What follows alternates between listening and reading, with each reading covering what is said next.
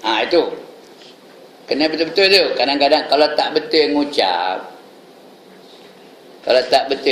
betul ke semayangnya? Pasal apa tak betul semayang? Dalam semayang ada nak mengucap 2 kalimah syahadah bila tahiyat akhir. Bila tahiyat akhir ada mengucap 2 kalimah syahadah. Tak betul mengucap, tak betul tahiyat, tak betul rukun. Kerana ada rukun sembahyang tu di antaranya ialah membaca tahiyat akhir. Tak betul rukun, tak betul sembahyang. Tak betul sembahyang macam orang tak sembahyang. Tengok baik-baik ni. Tak betul ngucap, tak betul tahiyat. Tak betul tahiyat, tak betul rukun. Tak betul rukun, tak betul sembahyang. Tak betul sembahyang macam orang tak sembahyang. Betul, jangan ambil ringan ya. Mengucap 2 kalimah syahadah ni mesti kita betul-betul, sungguh-sungguh belajar.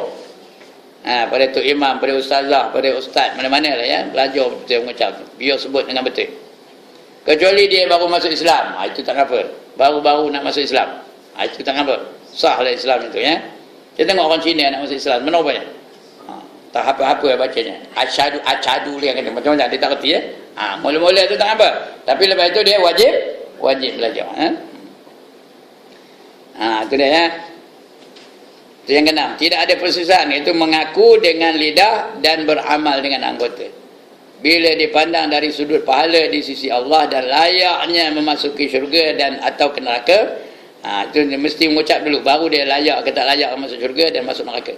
Tetapi bila dipandang dari segi hukum dunia, maka iman ialah mengaku dengan lidah, menutur dengan 2 kalimah syahadah.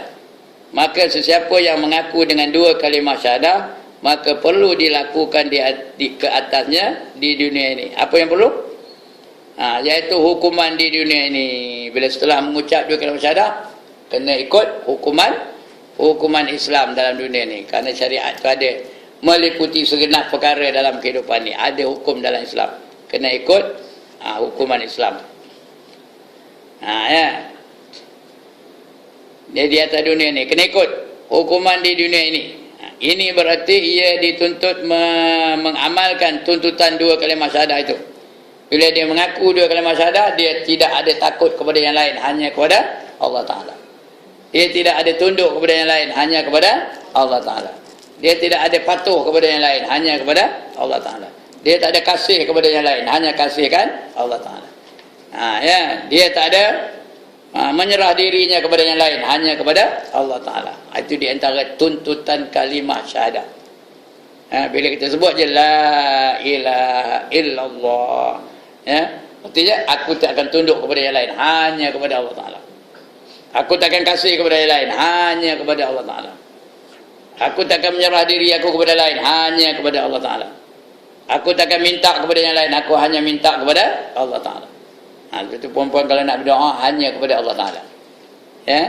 Anak nak perasa, tak payahlah bawa ayah ke kuliah hari ni. Minta ustaz jampikan. Peduli ke dia ustaz tu lulus keedarnya. Dia bukan ada perasaan kasih kepada anak kita. Anak kita siapa yang kasih? Maknya lah. Apa salah maknya minta? Apa salah maknya sembahyang hajat? Apa salah maknya berdoa lepas sembahyang? Ya Allah, berikanlah keputusan yang cemerlang kepada anakku yang sedang menghadapi peperiksaan SPM. Ini mau ayo pada ustaz, anak saya nak periksa SPM, tolong jampikan. Saya dah berkata-kata botil dah saya jampikan. Ada yang lulus, ada yang tak lulus, ada yang cemerlang, ada yang tak cemerlang. Ada peduli ke saya lulus ke tak ke? Tapi kalau maknya, bukankah dengan perasaan, dengan feeling maknya lagi lebih afdal daripada ustaz, daripada ustazah. Daripada lebih-lebih tok bawang lagi teruk ya. Ini kita orang Melayu ni kadang-kadang ya Allah, cukup apa? Dia dah mengucap 2 kalimah syahadah, minta daripada Allah Taala. Ada tak kaedah dalam Islam sembahyang hajat namanya? Ada tak? Minta sembahyang hajat. Doa kepada Allah Taala. Kenapa orang lain pula? Orang lain peduli kan ya? Ha. Kadang-kadang bagi dah RM5 nyerongin dah ustaz tu. Padahal dia bukan rahsia apa-apa, kamu tak lulus pedulikan pun katanya. Baik, itu dia. Dalil yang menunjukkan demikian ialah hadis. Hadis apa?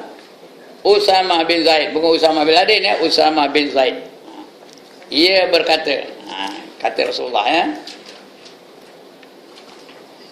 Ba'azna Rasulullah sallallahu alaihi wasallam. Lagi? Fasabbahna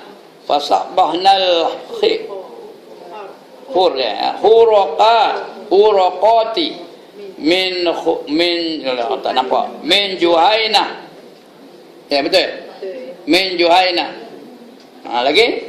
Fa'azraqtu rajulun faqala la ilaha illallah fata'antuhu ya fata'antuhu betul fata'antuhu fawaqa'a fi nafsi min dhalik fadzakartu li nabiy sallallahu alaihi wasallam faqala Rasulullah sallallahu alaihi wasallam aqala la ilaha illallah wa qataltahu qala ya Rasulullah innama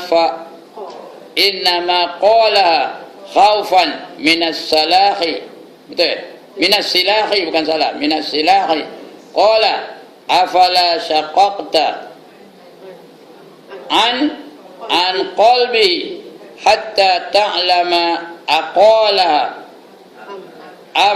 amla atau tidak. Fama zala yukarriruha ya betul yukarriruha alayya hatta lagi tamannaitu anni aslamtu yauma iz pada hari ini ya.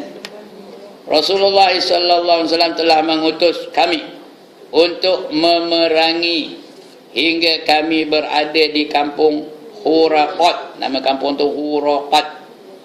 Huraqat bukannya qat ya, Huraqat. Dari suku Juhainah, nama sukunya Juhainah, min Juhainata. Suku Juhainah. Pada waktu pagi kami menemui seorang lelaki yang bukan muslim, lalu kami mengejarnya. Dia bukan Islam, kami kejar lah. Lalu kami mengejarnya. Ia pun berucap la ilaha illallah. Lantas saya menikamnya.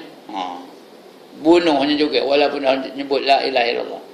Lantas saya menikamnya. Siapa kata ni? Saya tu sahabat. Ini dia. Yang dia apa Usamah bin Zaid. Aku tikam juga dia katanya sehingga saya menikamnya. Sejak itu tersalahlah saya sesuatu di dalam hati saya. Artinya apa? Dia berasa salah. Dia ada guilty conscious. Terasa salah dia. Pasal dia dah mengucap, kenapa ditikam? Katanya orang mengucap tu janganlah lagi ditikam ya.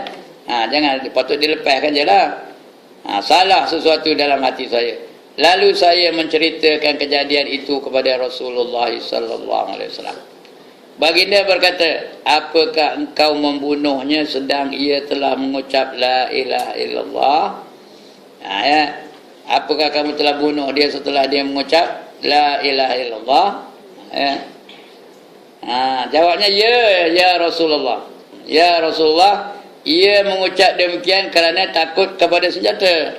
Bukan dia betul-betul hendakkan Islam, dia takut kepada senjata aja, dia takut mati. Itu tadi mengucap tu, kata di Usamah tadi. Baginda berkata, apakah engkau telah mengorek hatinya hingga engkau mengetahui ia mengucap benar atau dusta? Kamu dah korek ke hatinya, kamu nampak ke dalam hati itu dia mengucap tu ya ke tidaknya? Betul ke dia mengucap tu kerana iman atau dia mengucap kerana pura-pura aja? Tanya Rasulullah kepada Usamah. Baginda mengulangi ucapan itu kepada saya hingga saya merasai diri saya belum menjadi Muslim sebelum peristiwa itu. Dia rasa belum sempurna Muslimnya kerana dia telah melakukan dosa, iaitu membunuh orang tanpa hak. Itu dosa besar tu ya. 7 dosa besar di antaranya membunuh orang dengan bukan hak. Ucapan baginda, afala syaqaqta an qalbi, artinya apa? Adakah kamu dah nampak apa yang terkandung dalam hatinya? Maksudnya, apakah engkau telah mengorek hatinya, menunjukkan bahawa kita dituntut menghukum manusia dengan perbuatan zahirnya. Kalau dah ngucap tu, ngucap tu. Batinnya tu, itu terpulang. Terserah kepada dia dan serah kepada Allah. Di kampung tu ada seorang, dia Cina, dia dah mengucap 2 kalimah syahadah, tapi sekarang ni dah hidup ni macam orang Cina juga. Makan mana tendak, daging apa, makan siapa tak tahu, mayang hidak apa hidak. Itu jadi masalah itu. Kalau dia mati tu, jadi masalah tu. Dia wajib dituntut oleh orang Islam. Kenapa? Dia pernah didaftar sebagai seorang Islam. Semua orang tahu dia Islam. Itu jadi masalah itu. Tapi kita tengok yang zahir aja lah. Zahirnya dia Islam, Islam lah. Hati dia kita tak payahlah kita nak korek-korek. Dan dengan ucapan lidahnya, adapun di dalam hatinya kita tidak kuasa mengetahuinya. Sebab itu orang munafik ni kalau tak nampak kemunafikannya, tak boleh kita tuduh dia sebagai munafik. Kalau kita tuduh juga sedar-sedar dia bukan munafik, macam kemunafikan tu kembali kepada kita. Jadi jangan tuduh. Ini nombor 1 ni orang PAS jangan suka nuduh orang UMNO munafik. Kita tak tahu sama ada dia betul-betul munafik atau tidak. Takut di sisi Allah dia bukan munafik. Kalau dia bukan munafik, kembali kemunafikan tu kepada yang menuduh. Kerana ada sabda Nabi sallallahu alaihi wasallam. Man qala li akhihi ya kafir faqad ba'a ahadahuma.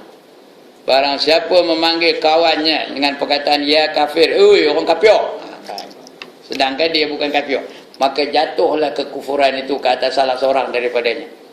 Sama ada yang manggil ataupun yang kena panggil. Kalau dia bukan kafir, macam kembali kekufuran itu kepada yang memanggil.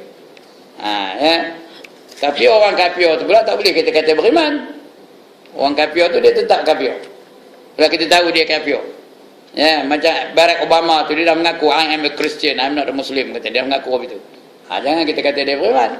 Kalau kita kata dia beriman, jadi kita yang mengata tu kafir pula.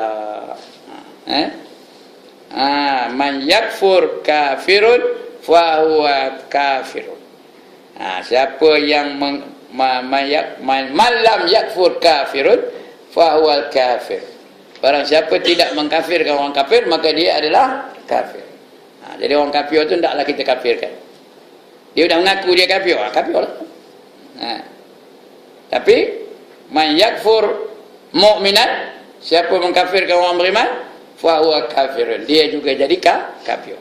Orang tu beriman, orang tu semayang, orang tu azan, orang tu tutup aurat, orang tu pergi haji, orang tu pergi umrah, kita mengatakan dia kafir, macam? Kekufuran tu kembali kepada kita. Baik, wallahu alam. Akan datang kita baca iman boleh bertambah dan berkurangan, yazid wa yanqus, nama istilahnya. Yazid artinya bukan nama orang Yazid ni, boleh bertambah. Wa yanqus, yanqus tu boleh berkurangan. Itu akan datang kita baca insya-Allah. 2 minggu lagi yang akan datang. Okay, that is all for today. Ada masalah? Ya. Apakah hukumnya?